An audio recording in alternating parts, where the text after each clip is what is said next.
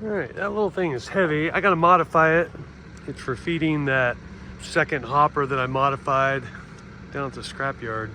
I need to build a small hopper around the bottom with a bag cutter in it. I need to tip it at an angle to get that end. I don't know, minimum, it's 91 inches to the lip, so I need to be about 8 feet off the ground with the end of it. It's up in there somewhere. It is 110 on a gear drive, so it should be no problem to set up that way. I need to make sure it still runs. But the whole thing will go at an angle. I need to make it with forklift pockets too, so that they can move in and out of the building, because it's only to be used from time to time for certain material. So it's going to sit there for a little while, and I'll look at it periodically as I pass by and make a final plan, then start in on it.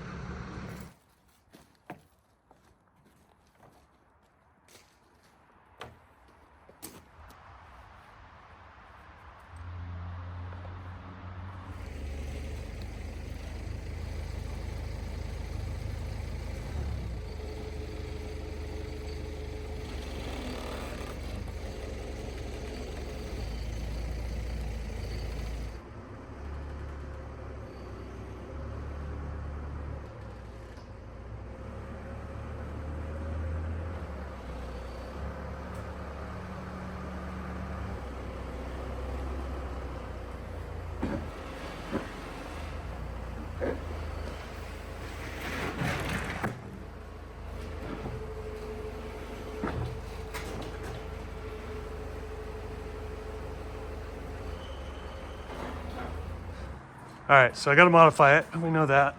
And then I have this spot that I hung that stairway from there. I might do it there. Let me think about this. I might have some lunch and then decide how I want to do this. I put the plywood there so that as I got to get that top to clear about 8 feet over the top at an angle, and I could come along it up there. That's probably the safest. I got another chain hoist I could put there. I might do that. If I put it on the lift table, there's a chance of it slipping out, and I'd rather not deal with it. It's pretty heavy. But the goal is I want to chop a bunch of stuff off of it right now. It's, there's just stuff in the way. The landing gear is going to go away. But I'll take some measurements today and kind of mess around. I probably won't film it because I got a bunch of thinking to do on it. And I have to build a hopper. Build a hopper around the bottom once it's all done that's level. This will be at a little bit of an angle when it's up. It's going to be sitting up like that. So more to come. All right, I was told this, I figured I'd start by testing it, make sure everything's working, running around. I was told this thing was single phase. It is not, in fact, single phase. It's 3-phase, 230 or 460, 3/4 horse, got a gear reduction. But in a funny change or turn of events, I actually have one in the collection. It is 3/4 horse. I would love to make this thing 110. We'll see how long it holds up. It's a great option for where it's going because there's not a lot of power in that room. There's 3-phase and then there's single phase 110. There's no 230 in that room. Single phase 220. Anyway, so we're gonna try that. We're just gonna swap that same motor frame, 56C. Should just bolt right up. I hate to lose that because I was saving it for something, but something else will come along.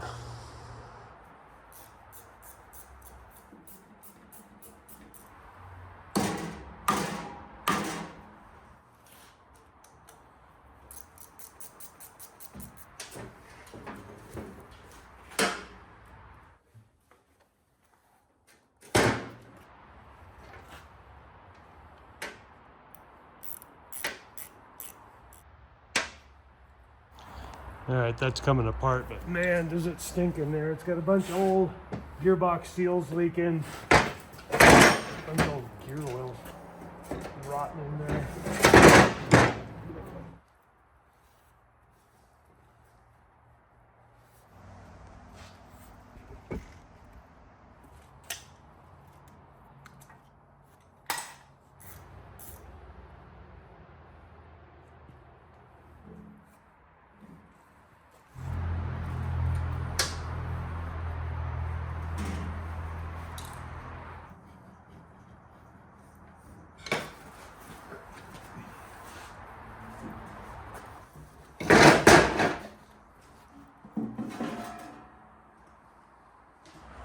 All right, so that's a 45 tooth sprocket. There's a 15 on the gearbox. So that was 1725 RPM.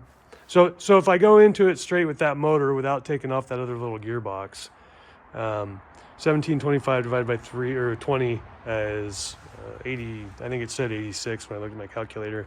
And then you take it down another 3, it works out to like 28 or 29 RPM there. This belt, all it did before was load up these compressed aluminum pucks, a larger one than is what's there now. And it didn't have to move fast. It just picked up pucks and dropped them to the top. It was pretty slow. It wasn't a lot of weight. I don't know why it was that slow, other than they just didn't need it to run around, maybe safety. I don't know. This will be covered more or less.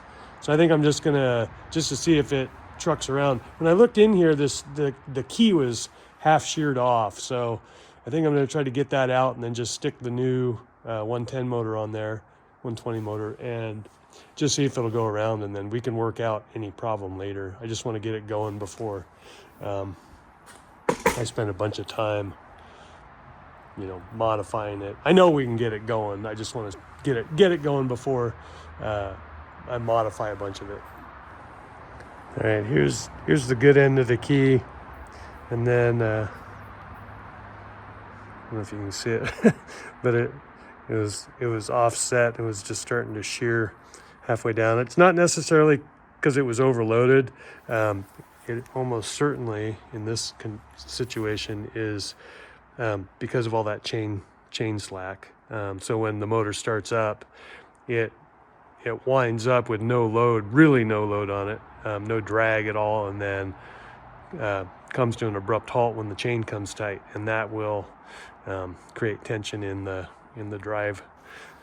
drivetrain, I guess, and start to shear that key. So I'm just going to stick the new one in there, and if it makes this thing go around, I'll just shorten that chain. I think it's size 60.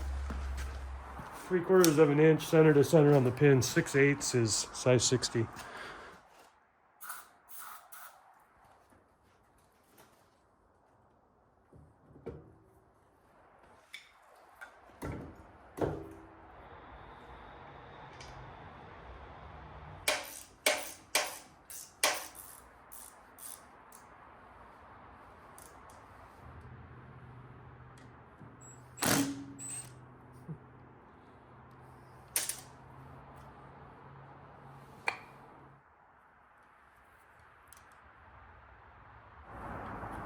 Okay, so we got whites 2, yellows 4,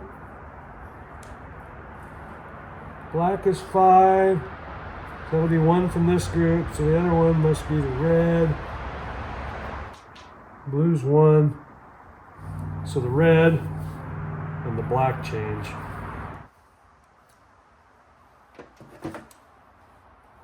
White and yellow get black onto white.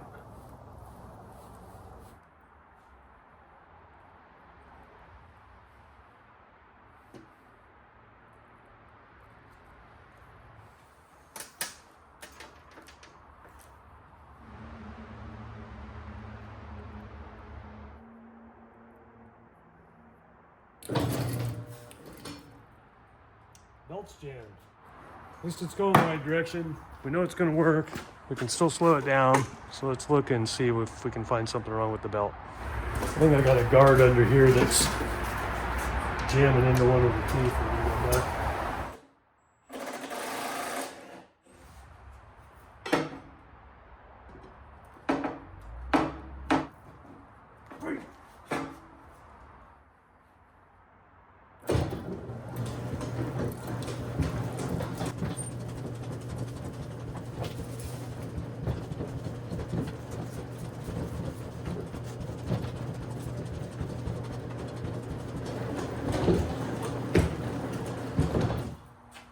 Uh-oh.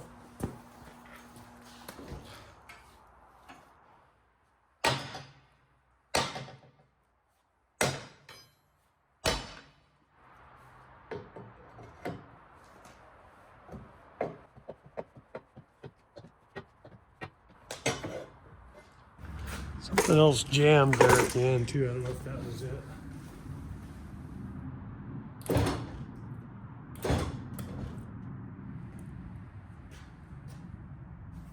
All right, I pulled a bunch more guards off of the bottom of it.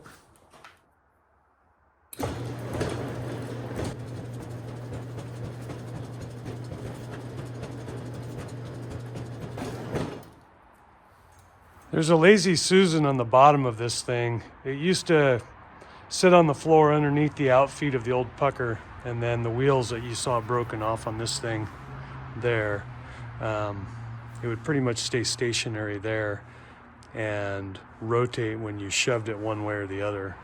So he could set an empty box and then shove it over to that. It might drop one puck or something, but he could pick that up and throw it in. They were bigger pucks. So I'll probably pull that off because it's not going to be necessary, but I am going to have to redo these guards, or at least, well, you can see the condition of them. They're all messed up. So it's going to be up in the air. You'll almost be able to walk under it, but I'll redo all that. It's all got to be cleaned up anyway.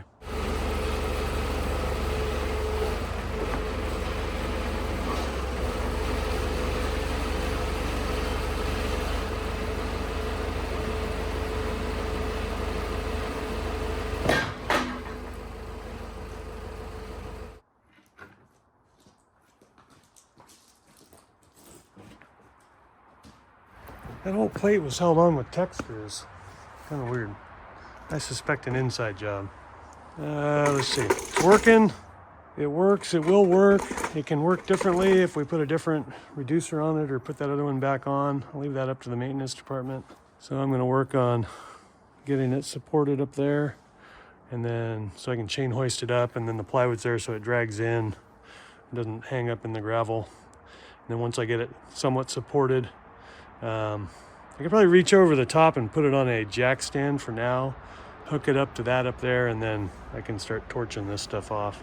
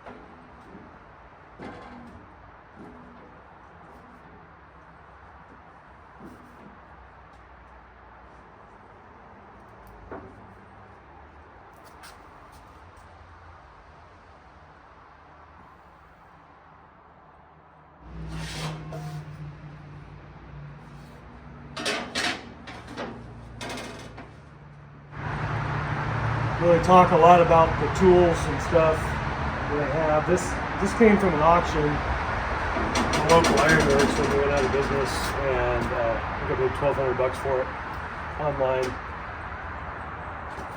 Crazy price, crazy good price. Happy with it.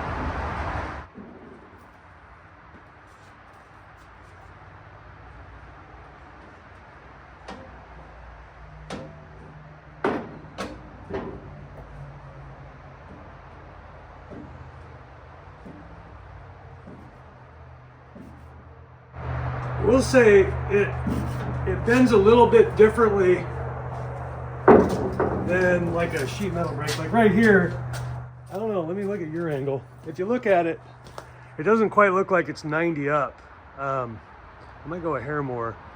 Normally you got to go a little bit past 90 on a brake, but the base under the top leaf is so wide that it bends 90 at pretty much what looks like 90.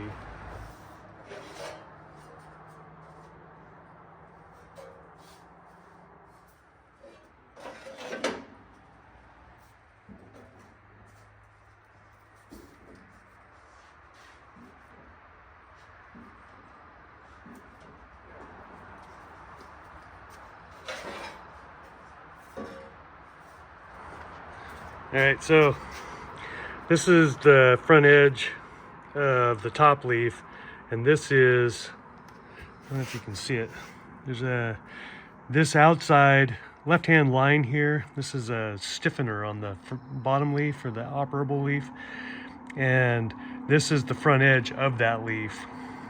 There, that line is, and so you set this back so that as this comes up, it has room to bend the material around this. Without that, you wouldn't be able to move it with material this thick, and it would bend it and possibly cut into the corners. So this brake has been set for thicker material, because that's pretty much all I use it for is 14,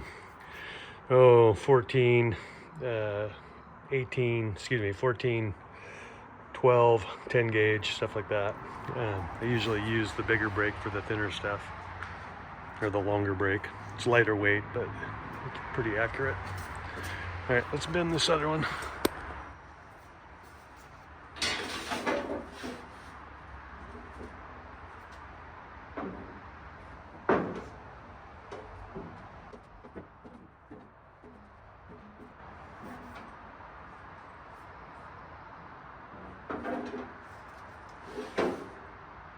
Whoever bent that?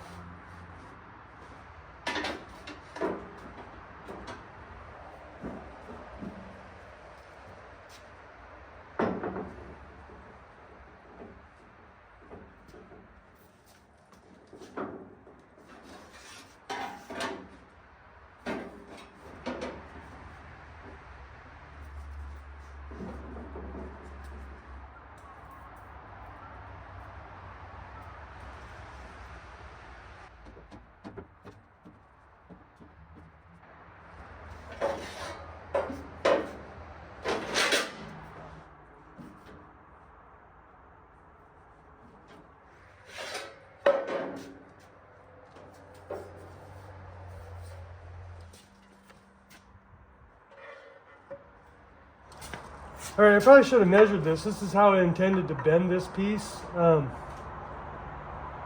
I just marked that at 4.5 because I wanted about 15 here. I had 19.5 on my stretch out, but the line comes out higher than that. So what I need to do is pick it up another ½ inch. And to do that, I can hold this piece flush with the top. And we'll see where that puts us.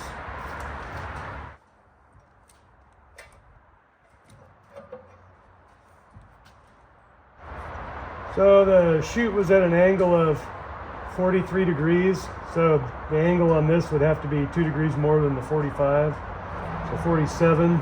I would put it flat. I think I do want it flat. I think it'll sag a little bit on its own. Ooh, that's pretty close.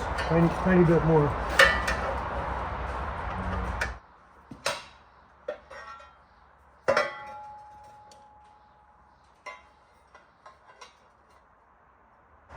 Let's bend the other one.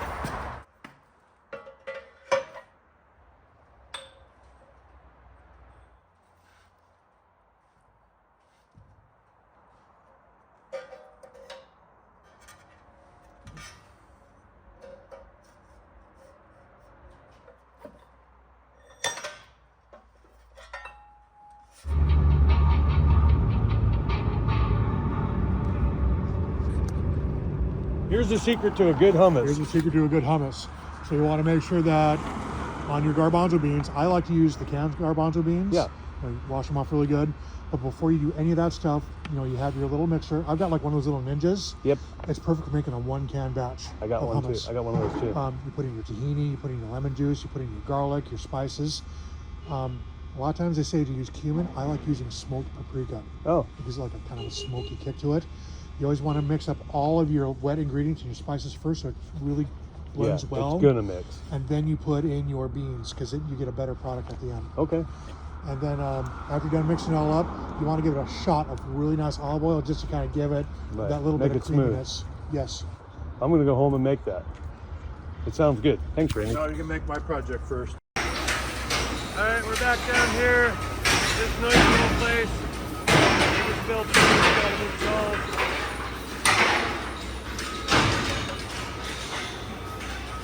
That'll get the pucks out to the middle of the box, and if they bump into them, they'll just flip up out of the way.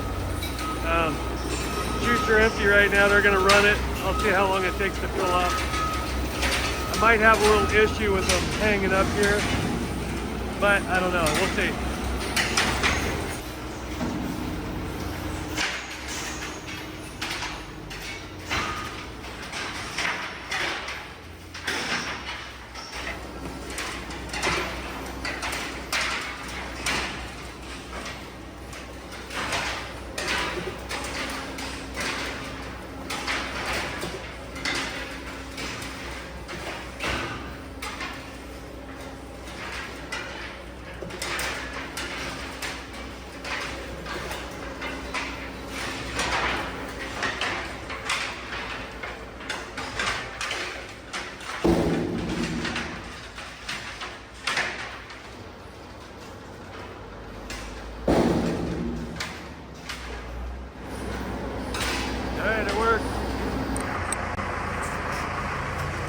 It's just got big 1/2x8 flat bars in there.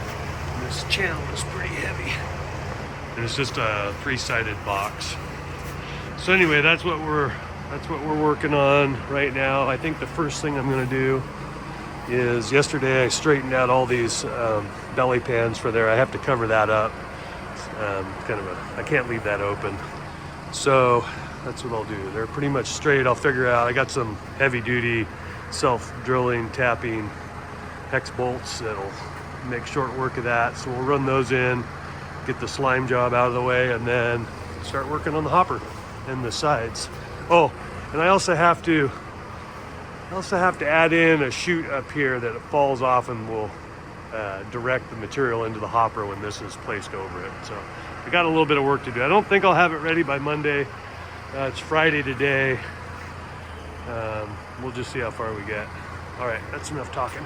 Let's get my material out of the way so I can shut that forklift off.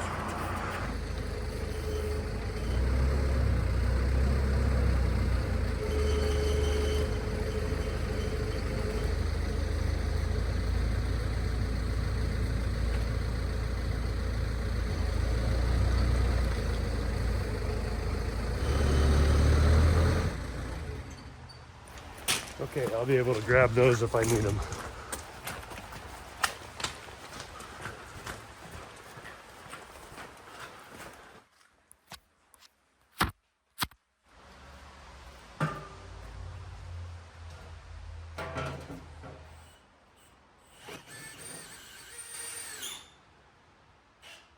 I have these big 5/16 self-drilling tapping screws. They're 5/16. I think it's 28 threads per inch. So if you need to, you can back up a nut on them. And I actually used them on a fence one time where I ran them from the outside through aluminum sheets and then put the nut on there. And then if you spin the nut, it completely strips it out and it won't come back over the drill bit. So it's almost like a security bolt. There's no way to take them out at that point. Especially not if there's 60 of them in a sheet.